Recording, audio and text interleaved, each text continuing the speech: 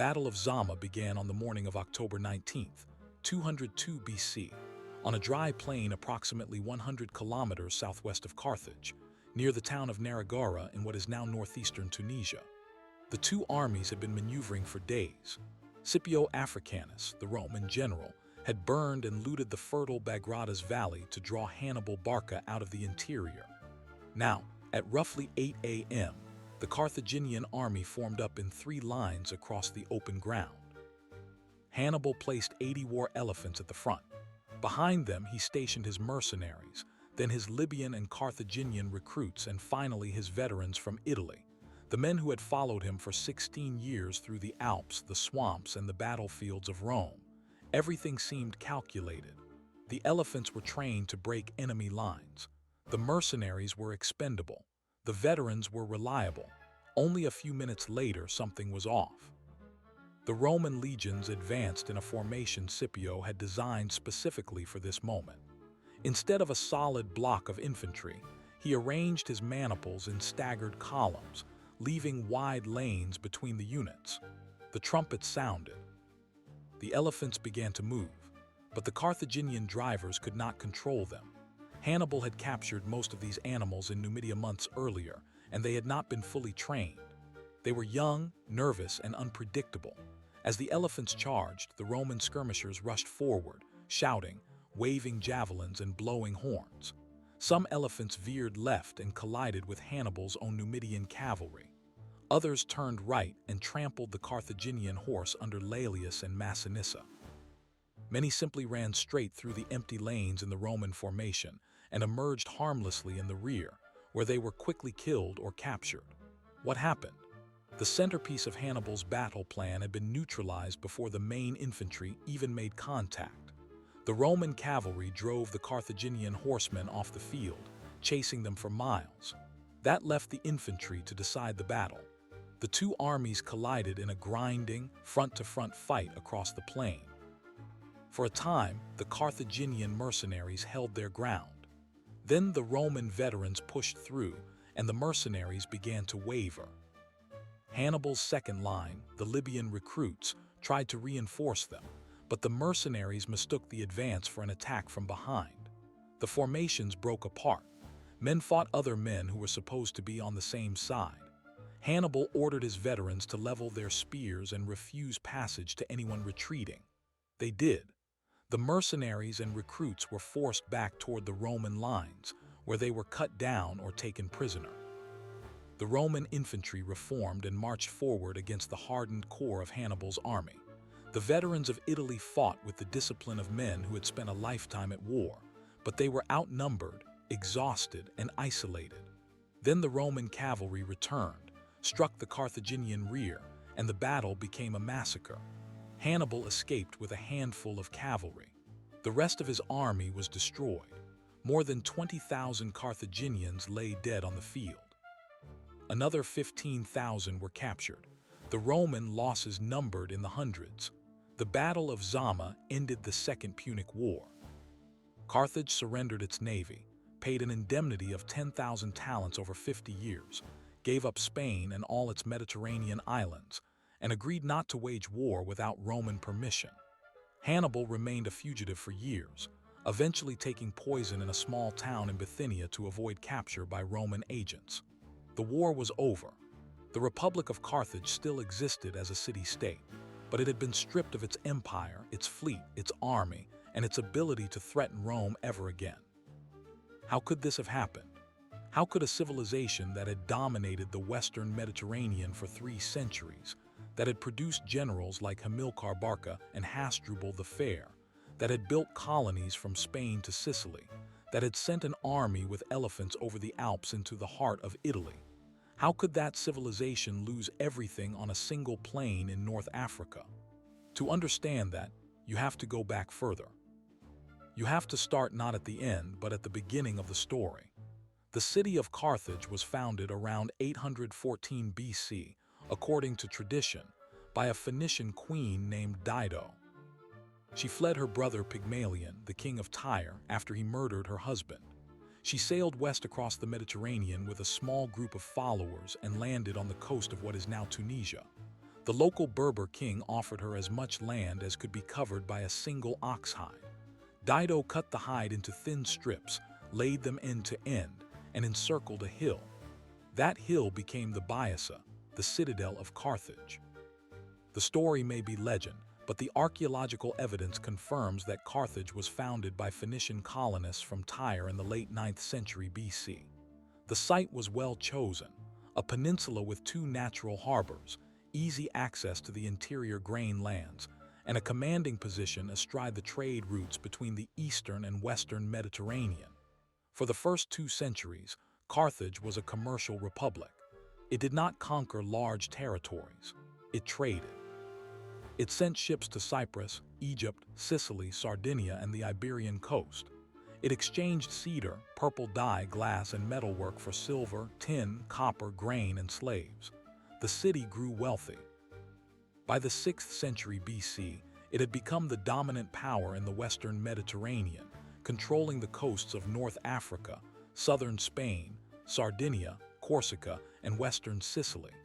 Its navy was the largest in the region. Its merchants operated trading posts from Morocco to the Atlantic coast of Africa. Carthage was not an empire in the Roman sense. It did not have a standing army of citizen soldiers. It relied on mercenaries, Gauls, Iberians, Numidians, Ligurians, Balearic slingers, Greeks from the colonies. Its citizens were merchants, shipowners, landowners, and administrators. They paid for the wars but did not fight them, except in emergencies. The government was an oligarchy of wealthy families, led by 2 annually elected magistrates called suffetes, and a council of elders that controlled foreign policy and military command. There was no popular assembly with real power. There was no public debate about war and peace.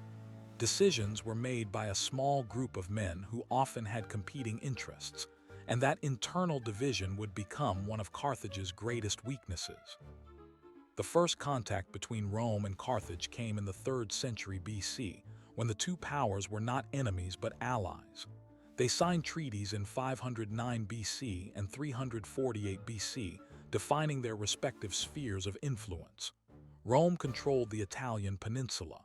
Carthage controlled the islands and coasts of the western Mediterranean. They had no reason to fight. The conflict began in Sicily. In 288 BC, a group of Italian mercenaries called the Mamertines seized the city of Messana on the northeastern tip of Sicily. They murdered the men, enslaved the women, and used the city as a base for raiding the surrounding countryside. When the Syracusan king Hiero II moved to crush them, the Mamertines appealed to both Rome and Carthage for help. Carthage responded first, putting a garrison in Messana. Rome hesitated. The Mamertines had killed Romans in the past. But the Roman Senate eventually decided that Carthaginian control of Messana, and by extension the Strait of Messina between Sicily and Italy, was too dangerous. They sent an army. The Carthaginian garrison withdrew rather than fight. The war that followed lasted 23 years. The First Punic War began in 264 BC and ended in 241 BC with a Roman victory. It was fought mostly at sea. Rome, a land power with no navy to speak of, built a fleet of warships modeled on a captured Carthaginian quinquereme. They installed a boarding bridge called the Corvus, a spiked plank that could be dropped onto enemy ships, allowing Roman soldiers to fight as if on land. They won the battles of Mylae and Ecnomus. They invaded Africa and almost took Carthage itself, but the expedition ended in disaster when the Roman commander Regulus was defeated and captured. They lost hundreds of ships to storms and poor seamanship. They rebuilt their fleet again and again. In the end, the Romans won not because they were better sailors. They were not, but because they were willing to absorb enormous losses and keep fighting. At the Battle of the Aegates Islands in 241 BC, the Carthaginian fleet was destroyed. The war was over. Carthage lost Sicily, paid a heavy indemnity, and withdrew from the sea. That should have been the end of Carthage as a major power. It was not. Instead, the city found a new leader. His name was Hamilcar Barca. He had commanded the Carthaginian forces in Sicily for the last 6 years of the war. He had never been defeated in battle, but he had not been able to prevent the loss of the war either. After the peace treaty, he returned to Carthage to face a rebellion of the mercenaries who had not been paid. The Mercenary War, or the Truceless War as it was called, because no truce was ever granted, lasted 3 years and nearly destroyed the city from within. Hamilcar crushed the rebellion with brutal efficiency, but the experience left him with a deep contempt for the Carthaginian oligarchy. He saw them as corrupt, indecisive, and unwilling to take the necessary risks to restore Carthage's power. In 237 BC, Hamilcar took his army to Spain. He went not as a general appointed by the state, but as a private commander, funded by his own resources and the support of his family. He took his 9-year-old son with him. The boy's name was Hannibal. Before they left, Hamilcar made the child swear an oath at the altar of Baal that he would never be a friend to Rome. Hamilcar spent 9 years in Spain.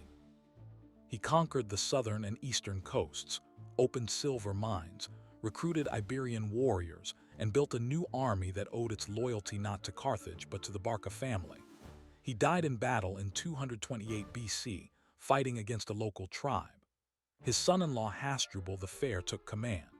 Hasdrubal continued the expansion, founded the city of New Carthage, modern Cartagena, and negotiated a treaty with Rome that set the Ebro River as the boundary of Carthaginian influence. He was assassinated in 221 BC. The army proclaimed his successor, Hannibal, now 26 years old. Hannibal Barca inherited a trained army, a secure base in Spain, and a clear strategy. He spent the next 2 years consolidating control south of the Ebro and preparing for war. Rome watched but did not intervene directly. Then, in 219 BC, Hannibal besieged the city of Saguntum, a Roman ally located south of the Ebro but north of Carthaginian territory. The siege lasted 8 months. The Romans sent envoys to Carthage demanding that Hannibal be handed over. The Carthaginian Senate refused. Rome declared war. The Second Punic War had begun.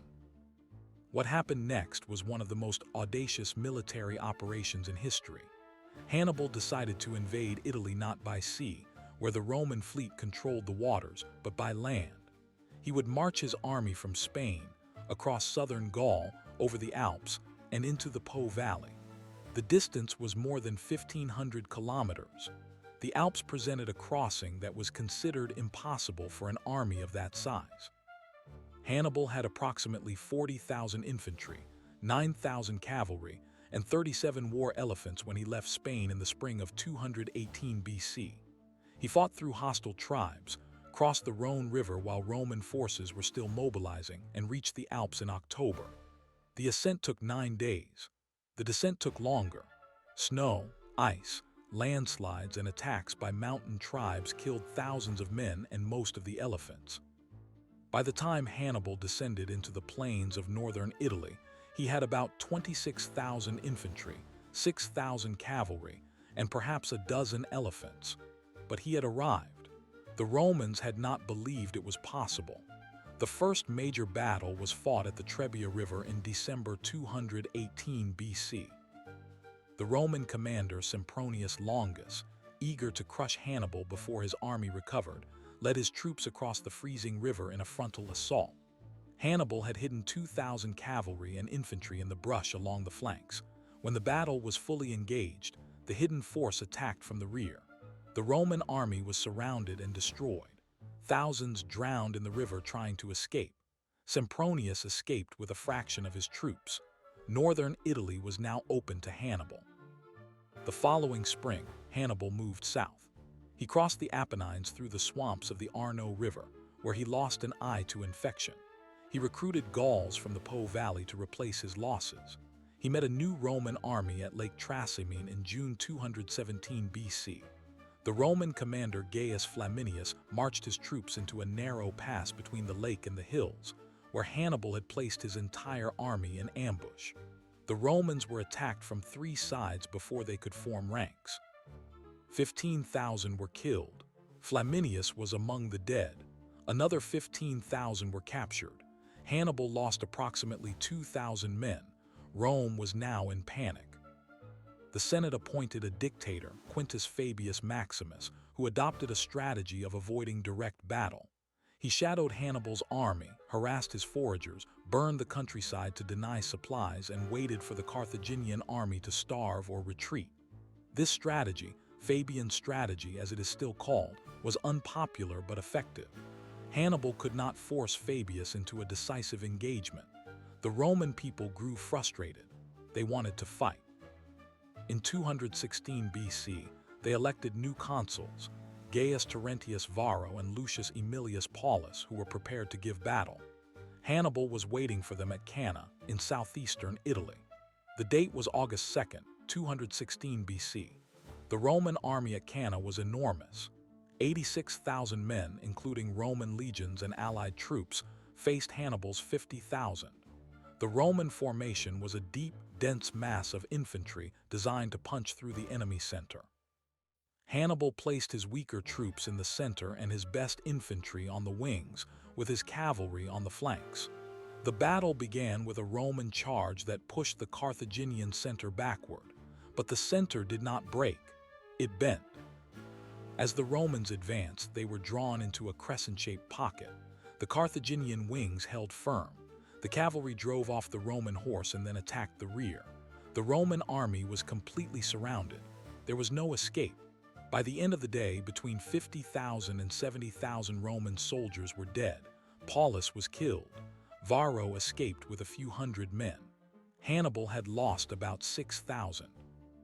Cannae is still studied in military academies as the classic example of a double envelopment, a battle of annihilation. Hannibal had destroyed the largest army Rome had ever assembled. He controlled most of southern Italy. Several of Rome's allies defected to his side. The city of Capua, the second largest city in Italy, opened its gates to him. Rome itself seemed defenseless, but Hannibal did not march on Rome. He did not have siege equipment. He did not have a supply line long enough to sustain a siege. He had no way to bring the war to a close without forcing the Romans to negotiate. And the Romans did not negotiate. They refused to ransom prisoners. They refused to discuss terms. They called all men of military age to arms. They freed slaves and armed them. They trained new legions and sent them into the field. They followed Fabius's strategy of attrition, avoid battle, attack supply lines, recapture defecting cities one by one. Hannibal's army was too small to hold territory. He could win battles but not the war. For the next 12 years, Hannibal campaigned across Italy without ever receiving the reinforcements he needed from Carthage.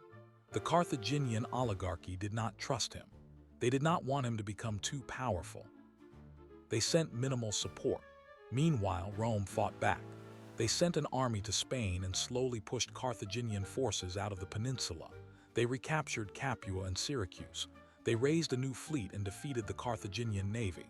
In 204 BC, a Roman army under Scipio Africanus invaded North Africa.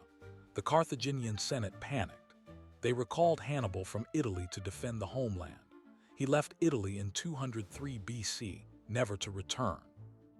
The following year, he met Scipio at Zama. What investigators found in the historical record was a pattern of strategic mistakes, political infighting, and failure of systems. Carthage had the wealth, the navy, the mercenary markets, and the generals to compete with Rome on equal terms. But the Carthaginian system of government was designed for commerce, not for war. Decisions were slow. Commanders were not trusted. The oligarchs in the Council of Elders were more concerned with protecting their own wealth and status than with winning a long war. They starved Hannibal of reinforcements. They refused to give him the authority he needed. They made peace with Rome in 241 BC after the First War, and then broke the peace in 218 BC by tolerating Hannibal's aggression, even though they knew they were not prepared for a full-scale conflict. The system failed at every level.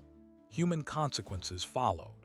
The city of Carthage was destroyed by Rome in 146 BC, at the end of the Third Punic War. The Romans tore down the walls, burned the buildings, and plowed salt into the fields, or so the legend says. The surviving population was sold into slavery. The territory became the Roman province of Africa. The language, the culture, the religion of Carthage faded into history. Why the story still matters is not simply because of the battles. It is because Carthage represented an alternative to Rome. It was a mercantile republic, not a military empire. It was multicultural, relying on alliances, trade networks, and hired soldiers rather than on conquest, assimilation, and citizen armies. It was a society built on negotiation, not domination, and it lost. The victory of Rome shaped the entire subsequent history of Europe, North Africa, and the Mediterranean. The institutions, laws, languages, and roads of the Roman Empire became the foundation of Western civilization. But the Carthaginian alternative, commercial, pragmatic, decentralized, disappeared almost without trace. The question of what might have been remains unanswered. In the spring of 146 BC, the Roman army under Scipio Aemilianus breached the outer walls of Carthage. For 3 years, the city had held out against a siege that seemed impossible to sustain. The Romans had blockaded the harbor, built a massive mole to cut off maritime supply routes, and launched repeated assaults. But the Carthaginians, desperate and cornered, had improvised. They built new ships from salvaged timbers, forged weapons from household metal, and cut their own hair to make bowstrings. They fought street by street, house by house. When the Romans finally forced their way into the city, they faced 6 more days of brutal urban combat. On the 7th day, the citadel fell. Scipio ordered the city razed. The walls were torn down, the temples destroyed, the books and archives burned. The territory was declared Roman public land.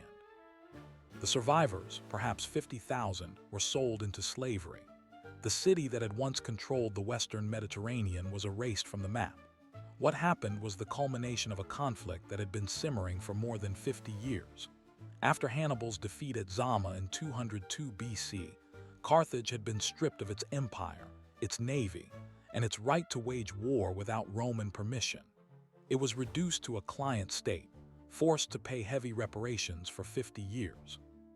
But the city did not disappear. It rebuilt its economy, became a prosperous trading center again, and paid off the indemnity ahead of schedule. By the middle of the 2nd century BC, Carthage was no longer a military threat, but it was a commercial rival. Roman senators, most famously Cato the Elder, began to argue that Carthage's recovery was itself a threat. Every speech Cato gave, no matter the topic, ended with the same phrase, Ceterum censeo Carthaginem esse delendum. Moreover, I think Carthage must be destroyed.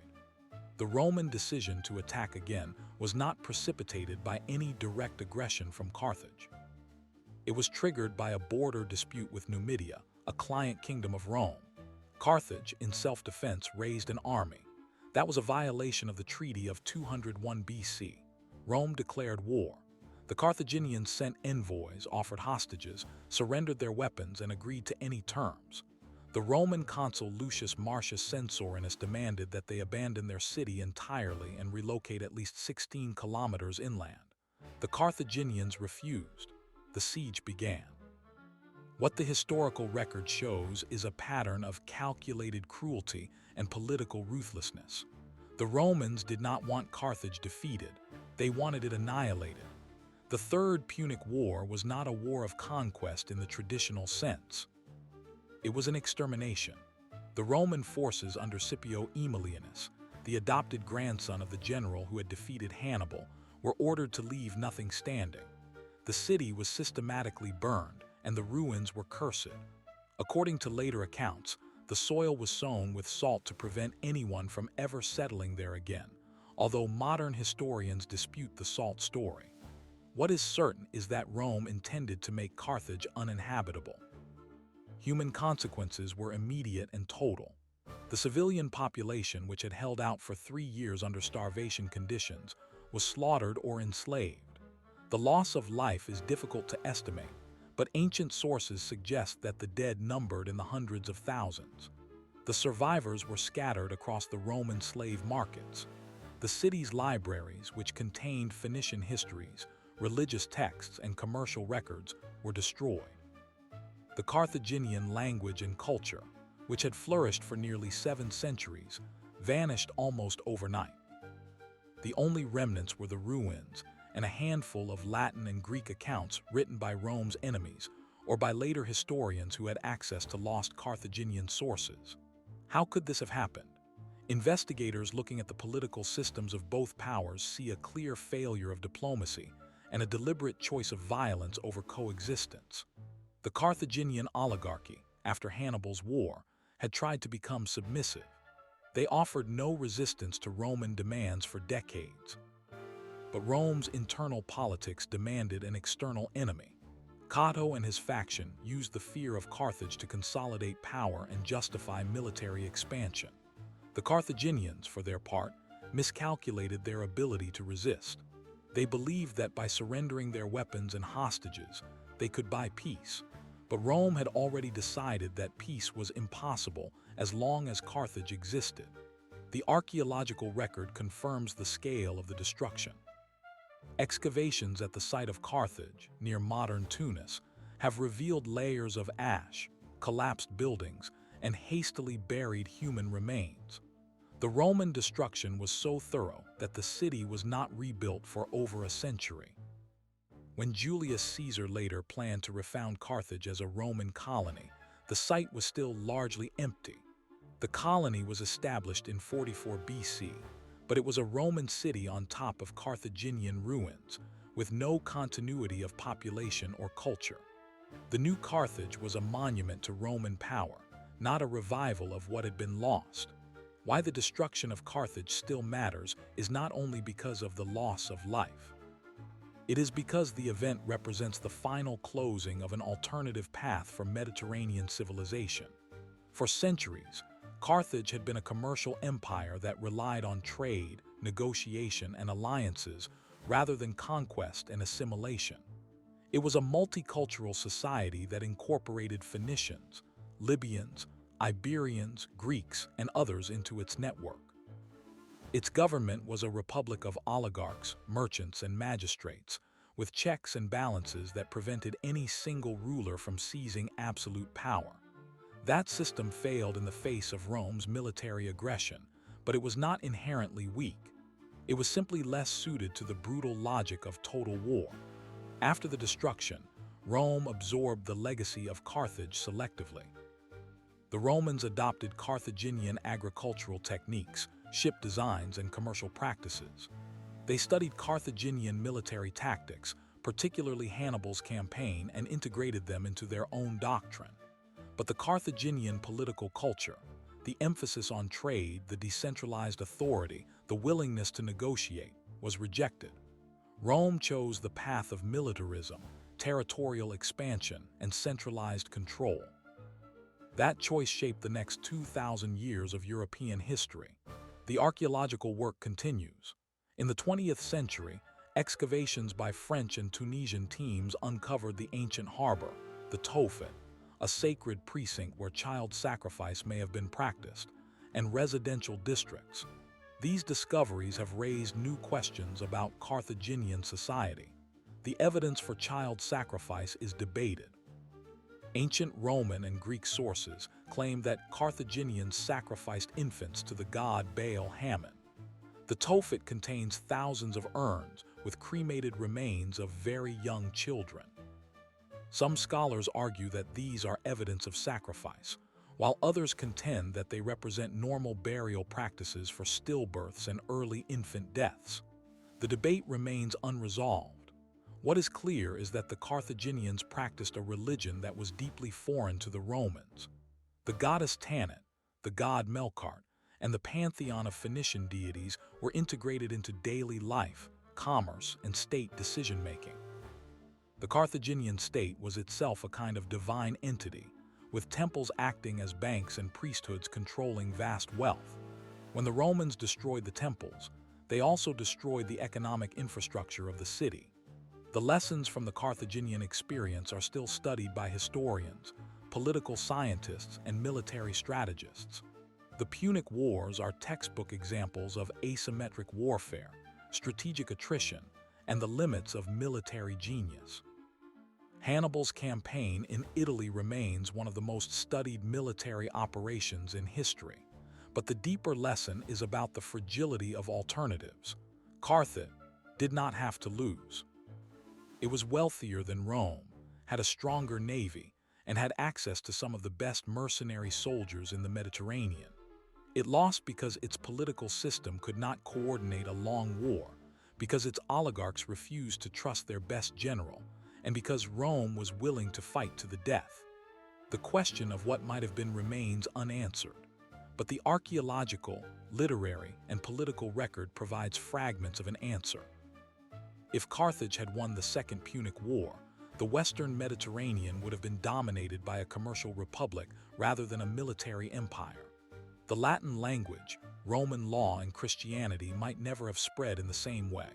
The history of Europe, Africa, and the Middle East would have been fundamentally different.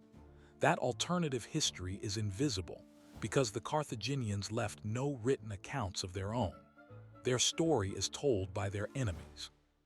Further investigations into the Carthaginian economy show a sophisticated system of trade routes stretching from the Atlantic coast of Africa to the tin mines of Britain and the gold markets of West Africa. Carthaginian coins have been found in the Azores, suggesting that their sailors may have reached the mid-Atlantic islands. Their knowledge of ocean currents, winds, and navigation was passed on to later Mediterranean cultures. The Romans, after conquering Carthage, inherited these trade networks and expanded them, but they also imposed their own military and administrative structure. The result was a more centralized, less flexible economy. The human toll continues to be measured. The population of North Africa was transformed by the Punic Wars. The Roman province of Africa became one of the empire's most productive agricultural regions, exporting grain to Rome. The native Libyans and the Phoenician-descended population were absorbed into Roman culture, but the Carthaginian identity was erased. By the time of the Roman Empire, few people in North Africa remembered that there had been a great city on the coast that once rivaled Rome. Today, the site of Carthage is a UNESCO World Heritage Site, visited by tourists and studied by archaeologists. The ruins are fragments: the Antonine Baths, the Biasa Hill, the Punic ports. There is no grand temple, no standing colossus, no inscription in the Punic language that tells the story from the Carthaginian side. The silence is itself a kind of evidence. It testifies to the completeness of the destruction. The story of the Carthaginian Empire is a story of what happens when a society built on commerce and negotiation confronts a society built on conquest and domination. It is a story of strategic brilliance, political failure, and cultural erasure. It is also a story that continues to be written, as new archaeological discoveries and scholarly reinterpretations refine our understanding. The timeline of events, from the founding of Carthage in 814 BC to its destruction in 146 BC, spans 668 years. That is longer than the Roman Republic and the Roman Empire combined, from the founding of the Republic to the fall of the Western Empire. Carthage was not a brief experiment. It was a permanent feature of the ancient world, until it was not. The final act of the Carthaginian Empire was not the Battle of Zama, but the siege of Carthage. In that siege, the Romans demonstrated the full power of their military system and the full ruthlessness of their political will. The Carthaginians demonstrated the limits of resilience and the cost of isolation. No ally came to their aid. The Numidians, once their enemies, now fought for Rome. The Greek world was indifferent. The Carthaginian fleet, which had once dominated the sea, was destroyed in the harbor. The city fell because it was alone. What the historical record does not provide is a clear answer to the question of whether the Carthaginians could have saved themselves. They had opportunities to surrender. They chose not to. They had opportunities to negotiate. They chose not to. They fought to the end, knowing that defeat meant annihilation. That choice, to resist rather than submit, shaped the memory of Carthage. In later centuries, Carthage became a symbol of lost greatness, of noble defeat, of a city that refused to give up. The Romans themselves, who had destroyed it, later romanticized its fall. Virgil, in the Aeneid, gave Dido, the legendary queen of Carthage, a tragic love story that ended in a curse against the Romans. The poem acknowledged that Carthage was a worthy adversary. That is the legacy. An adversary so worthy that its conquerors could not forget it. A culture so thoroughly erased that only fragments remain. A question about what might have been that cannot be answered but cannot be abandoned. The Carthaginian Empire was Rome's greatest rival, but it was also Rome's mirror image. It was what Rome could have become, or what Rome feared it might become. The two cities, Carthage and Rome, are linked in history forever, even though one of them no longer exists. In the late summer of 146 BC, on the seventh day of what the Romans called the month of September, the legions of Scipio Aemilianus began their final assault on the city of Carthage. The exact time is not recorded, but Roman military accounts describe the attack starting at dawn, after a night of continuous artillery bombardment from catapults and ballistae, positioned along the isthmus connecting the city to the mainland. At the first light, the Roman infantry moved forward in tight formation, shields locked overhead, advancing through a gap that had been opened in the outer wall 3 days earlier. The Carthaginian defenders were exhausted.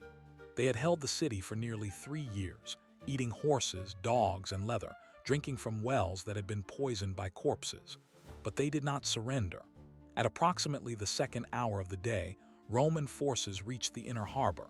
The Carthaginian fleet, which had been blockaded and burned in a previous engagement, was reduced to a few floating hulls. Scipio ordered his men to clear the quays and warehouses.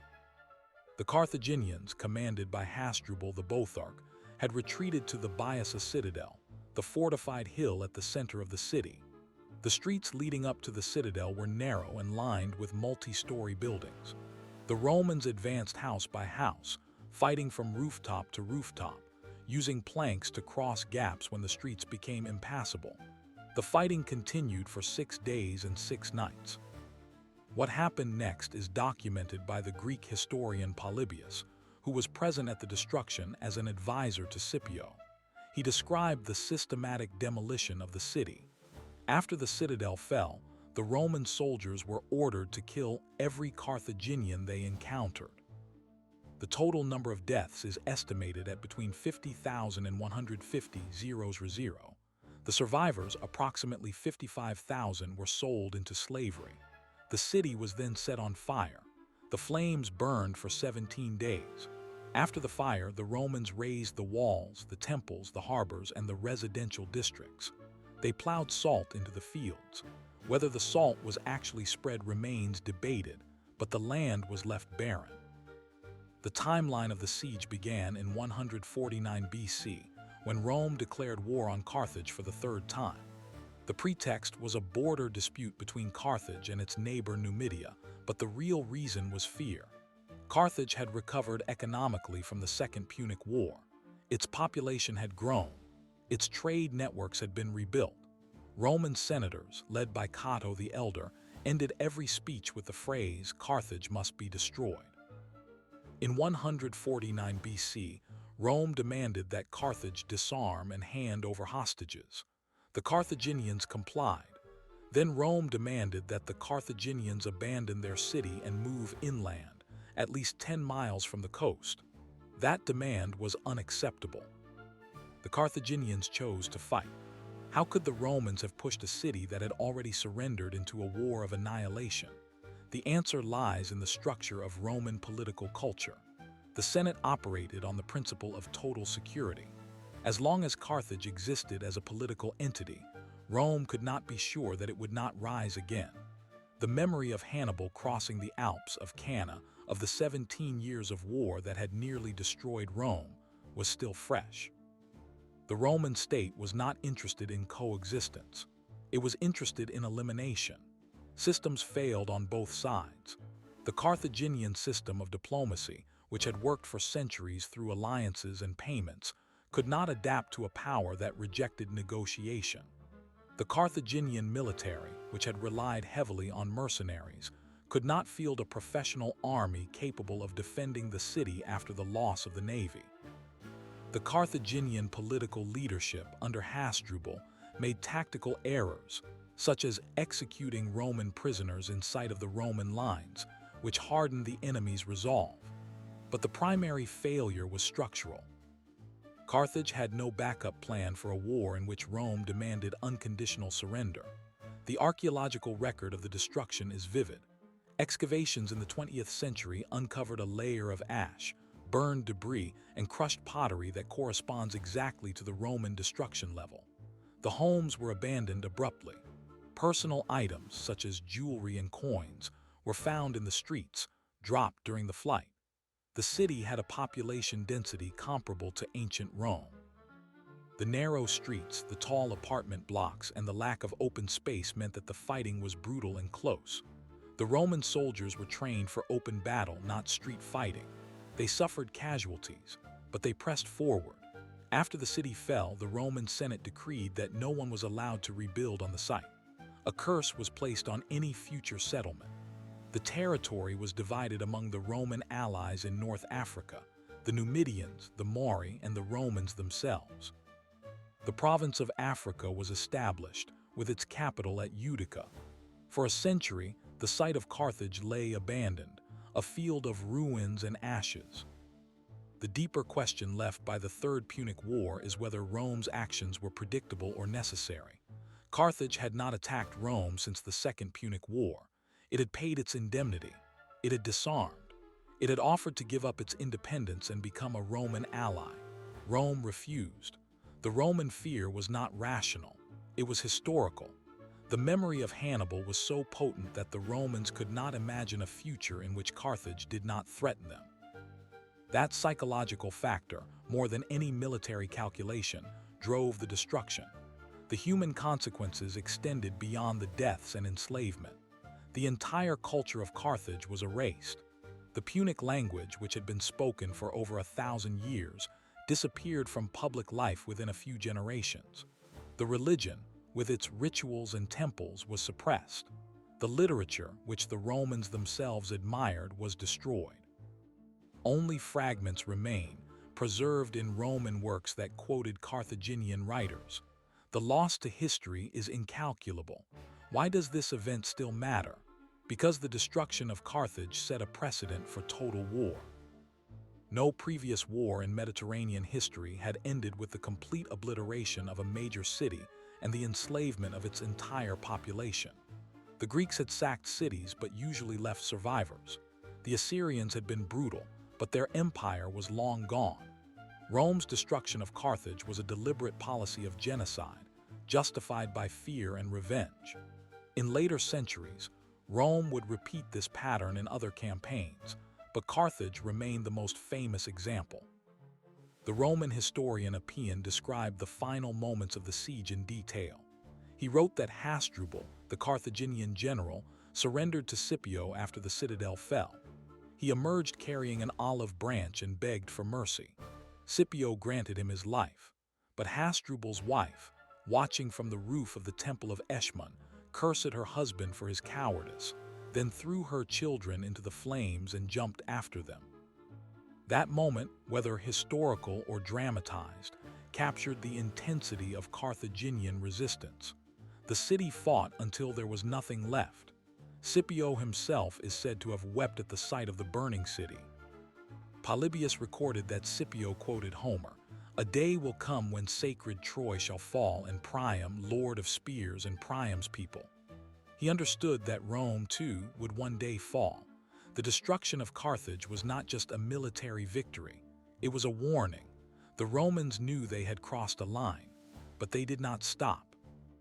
The archaeological investigations of the site, beginning in the 1A3s and continuing into the 21st century, have confirmed the accounts of the ancient historians.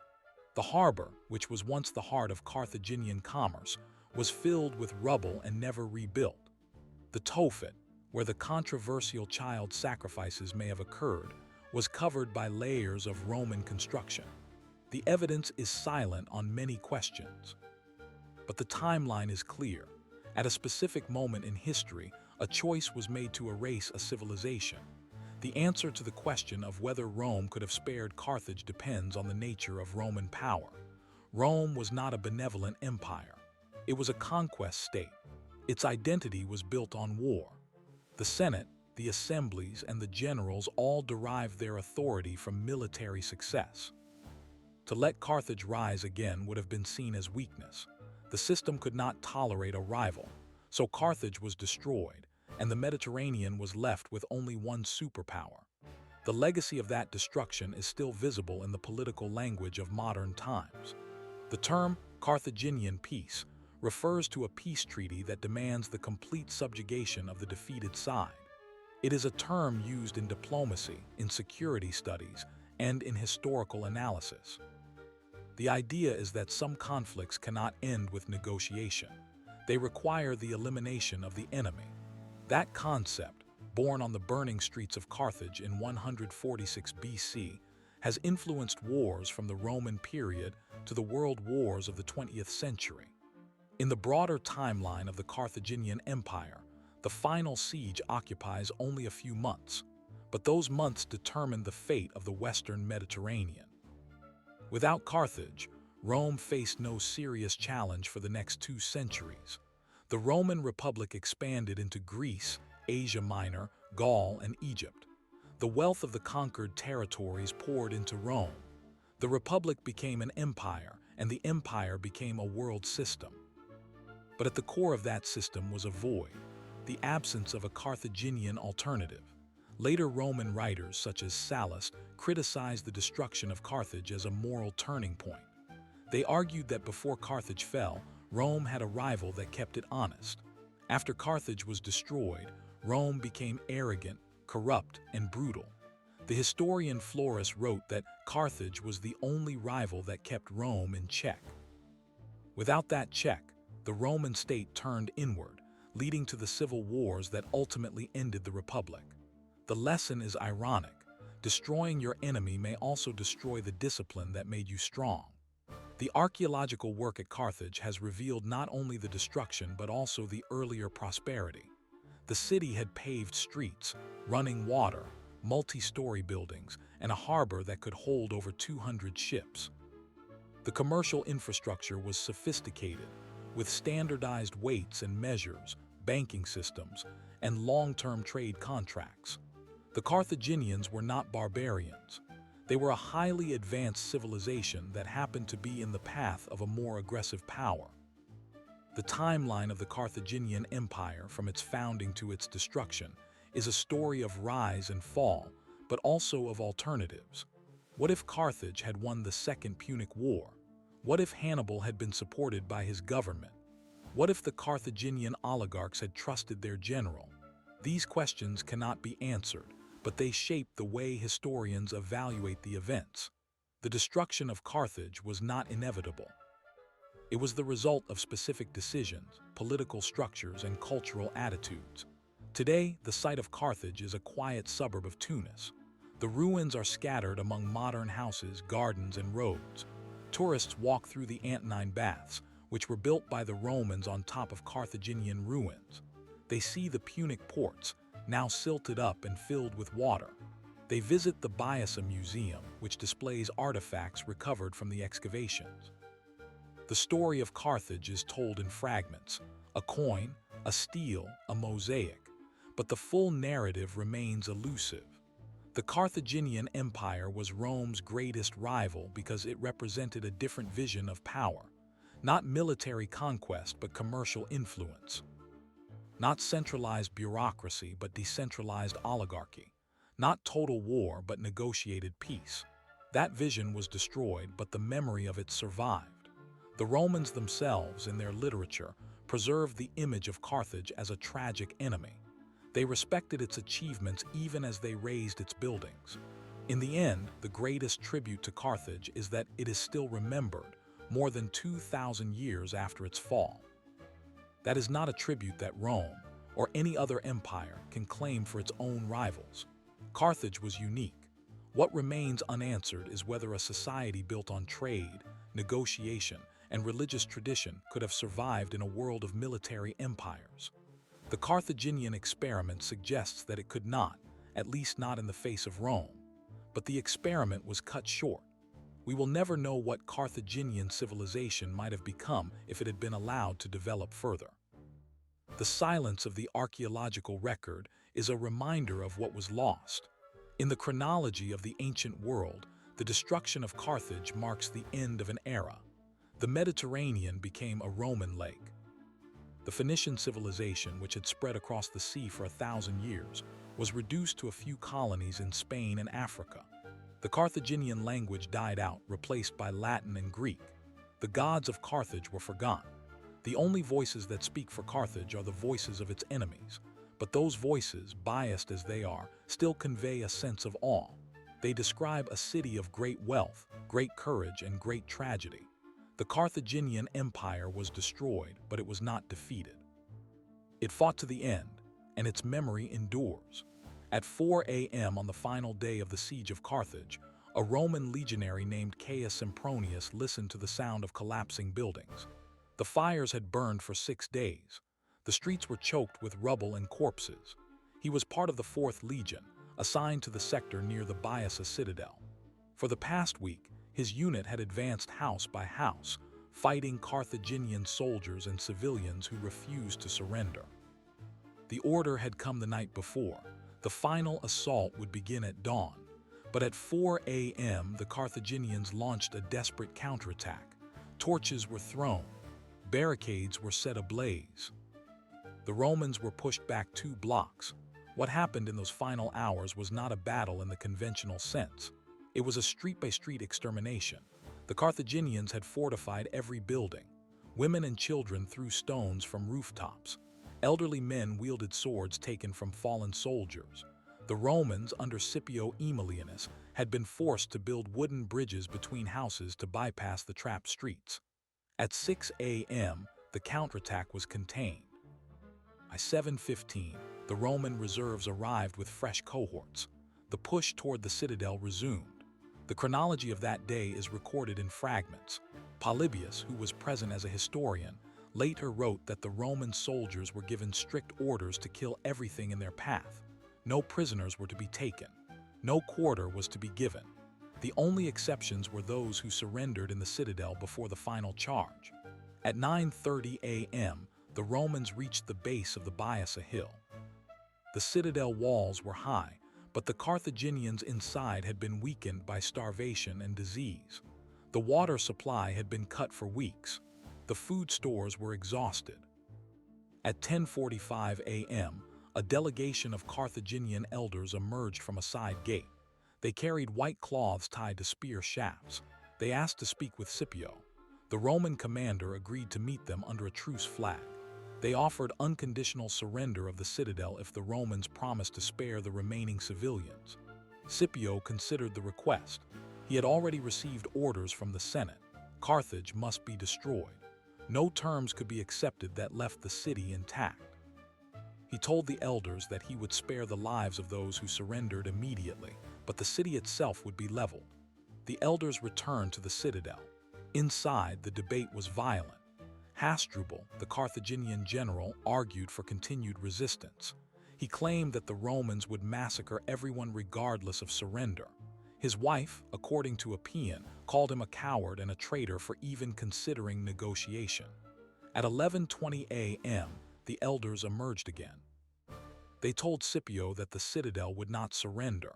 The final assault began at noon. The Roman siege engines had been positioned overnight. Battering rams struck the main gate. Archers and slingers rained projectiles on the defenders. At 12:45 p.m., the gate collapsed. The Romans poured into the citadel courtyard. The fighting inside was brutal. The Carthaginian soldiers knew they were doomed. They fought with the ferocity of men who had nothing left to lose. The Romans advanced in tight formations, using short swords and shields. The sound of metal on metal, of screams and falling stone, echoed across the hill. By 2:30 p.m., the citadel was in Roman hands. The remaining Carthaginian soldiers were killed. The civilians who had not surrendered were rounded up. Scipio ordered the survivors to be taken to the harbor, where they would be sold into slavery. Hasdrubal had slipped away during the confusion. He attempted to surrender separately later. which led to the famous scene of his wife's curse and suicide on the temple roof. That event, according to Appian, occurred around 4 p.m. when the temple of Eshmun was set on fire. What the Roman historians recorded next was the systematic destruction of the city. Scipio ordered that every building be demolished. The walls were torn down. The harbor was filled with rubble. The streets were cleared of valuables, then burned. The Roman soldiers worked in shifts for 10 days. By the end, nothing recognizable remained. The site was plowed over and salted, according to later Roman tradition, though modern historians debate whether salt was actually used. The message, however, was clear. Carthage would never rise again. But the story does not end there. In the years following the destruction, the Roman Senate had to decide what to do with the territory. The land of Carthage was divided among Roman settlers and allied African kingdoms. The city of Utica, which had sided with Rome during the war, became the new regional capital. The Punic language and culture survived in rural areas for centuries, but the center of Carthaginian civilization was gone. The libraries of Carthage, which had contained Phoenician texts, histories, and religious documents, were burned or looted. The knowledge of Carthaginian navigation, agriculture, and metallurgy was lost. Investigators in the modern sense, archaeologists, began to examine the site in the 19th century. They found that the destruction was as thorough as the ancient accounts claimed. The layer of burned debris was consistent across the entire city. The harbor was deliberately blocked. The cemeteries were disturbed. The temple foundations were shattered. The evidence suggests that the Roman army followed a deliberate plan to erase the city from the physical landscape. The question that investigators have asked is not whether the destruction happened, but why it was so complete. The answer lies in the nature of Roman fear. Rome had been nearly destroyed by Hannibal a century earlier. The trauma of the Second Punic War had not faded. The memory of Cannae, where tens of thousands of Romans had been slaughtered, was still alive in the Senate. The decision to destroy Carthage was not purely strategic. It was emotional. The Roman historian Sallust wrote that the destruction was driven by hatred and fear. The Carthaginians were seen as an existential threat that could not be allowed to regenerate. How could this have happened? The Roman system of decision-making was designed to prevent one man from holding too much power, but it was also designed to act decisively in emergencies. The Senate had debated the fate of Carthage for years. Cato the Elder had ended every speech on any topic with the phrase Carthago delenda est, Carthage must be destroyed. The younger Scipio, who eventually carried out the destruction, was initially reluctant. He understood the moral weight of the act, but he was a soldier and he followed orders. The systems that failed were not mechanical, they were cultural. Carthage failed to maintain a strong standing army. It failed to build diplomatic alliances that could counter Rome. It failed to support its greatest general, Hannibal, during his campaign in Italy.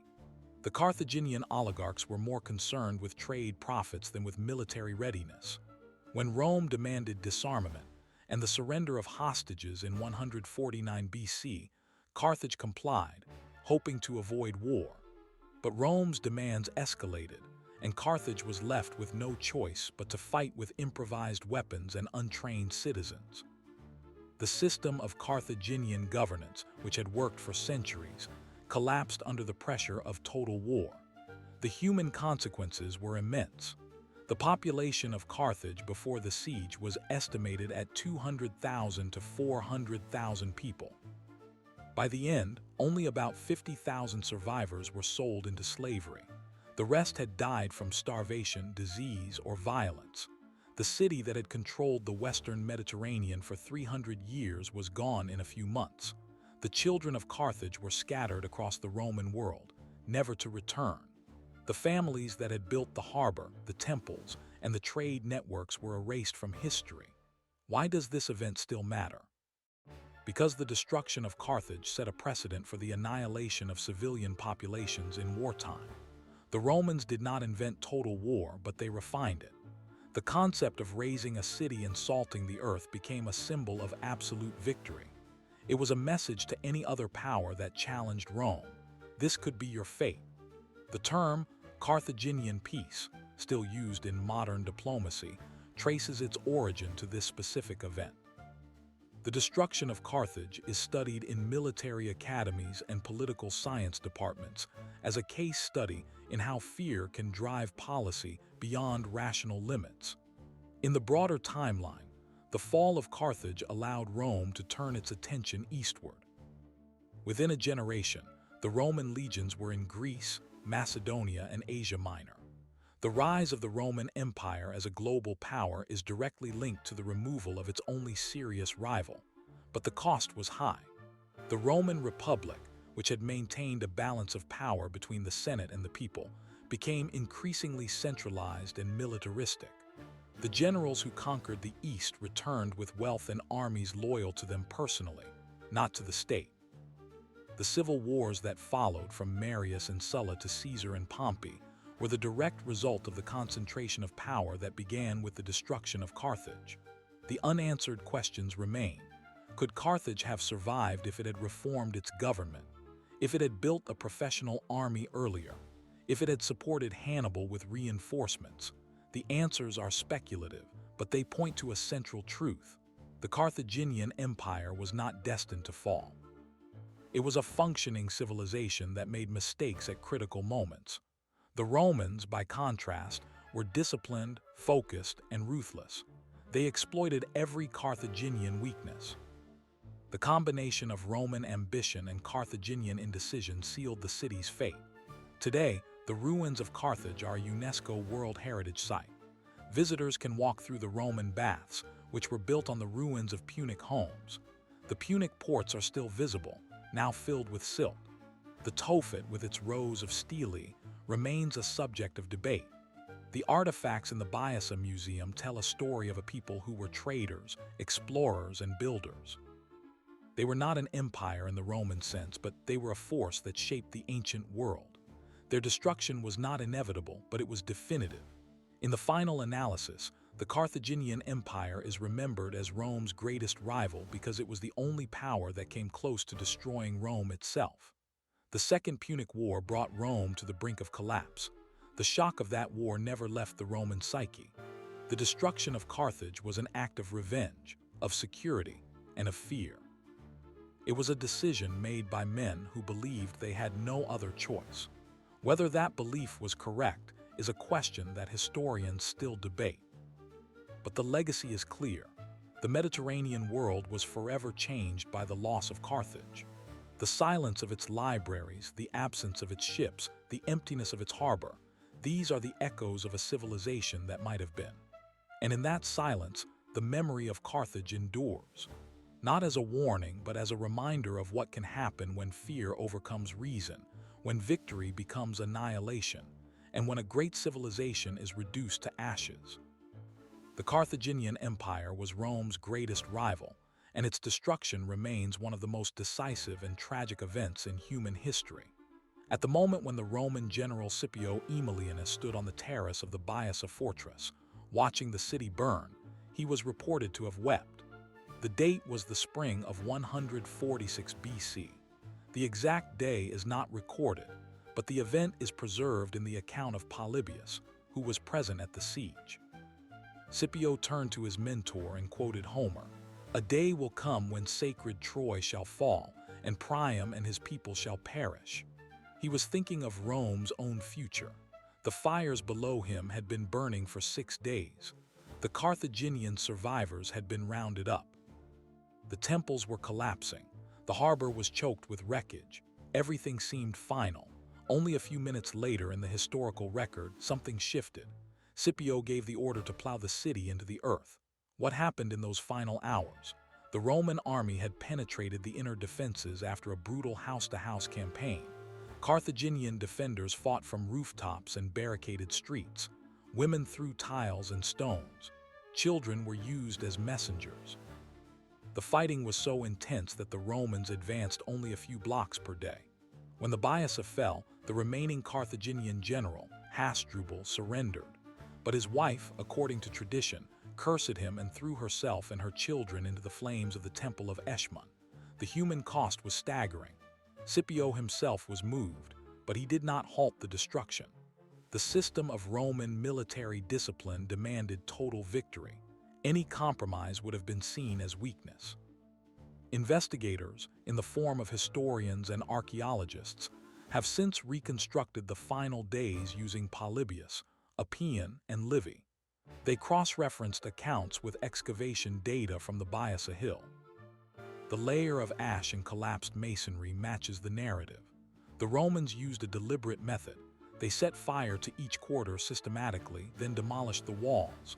They poured salt, or at least declared the land cursed, though the salting story is likely a later embellishment. What is certain is that the site was leveled and left uninhabited for a generation. The Romans did not simply defeat Carthage, they erased its identity. What systems failed?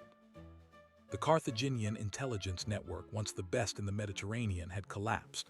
They had no warning of the final Roman assault. Their food supplies were exhausted. Their alliance with Numidia had turned against them when Masiniss's son, Micipsa, sided with Rome. The Carthaginian navy, once the most powerful, had been reduced to a few triremes that were burned in the harbor. The oligarchic council, which had governed for centuries, lost control as the siege wore on. Panic replaced strategy.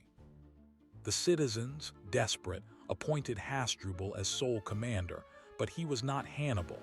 He lacked the strategic brilliance to outmaneuver the Romans.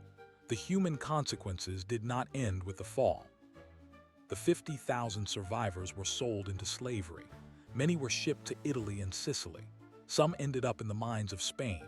The families of Carthage were scattered, their names lost. The Roman Senate decreed that no one was to rebuild on the site. A curse was pronounced. The land was redistributed to Roman allies and settlers, but it remained a ghost zone for decades. The children who had played in the agora were now property. The women who had sung hymns to Tanit were now silent. The city that had once rivaled Rome was a memory. Unanswered questions remain. Why did Scipio weep?